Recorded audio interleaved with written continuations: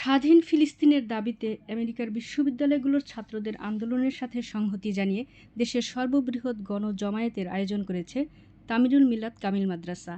মঙ্গলবার দুপুর ১২টার দিকে টঙ্গীর মিল্লাত মাদ্রাসা গেট থেকে হাজার ছাত্র জনতার জমায়েতে ঢাকা ময়মনসিংহ মহাসড়কে পতাকা মিছিল করে তামিরুল মিল্লাত কামিল মাদ্রাসার শিক্ষার্থীরা। ইসরায়েলের দখলদারিত্ব, ফিলিস্তিনিদের উপর অমানবিক নির্যাতনের বিরুদ্ধে এবং স্বাধীন ফিলিস্তিনের দাবিতে গণজমায়েতের আয়োজন করেছে গাজীপুর মহানগরী টঙ্গী তামিরুল মিল্লাত কামিল মাদ্রাসার সাধারণ শিক্ষার্থীরা। এ সময় তামিরুল মিল্লাত কামিল মাদ্রাসার শিক্ষক ও শিক্ষার্থীরা বক্তব্য দেন। আমরা দেখেছি ফিলিস্তিনের উপর কি ধরনের বর্বর হত্যাযজ্ঞ চালানো হয়েছে। ইতিমধ্যে ৩৫,০০০-এরও বেশি ফিলিস্তিন নাগরিক না শিশুদেরকে হত্যা করা হয়েছে।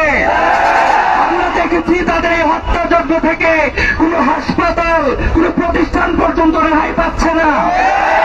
আমরা পাশ্চাত্যকে দেখেছি সভ্যতার বুনিয়া ওড়াতে, কিন্তু তারা আসলে একটা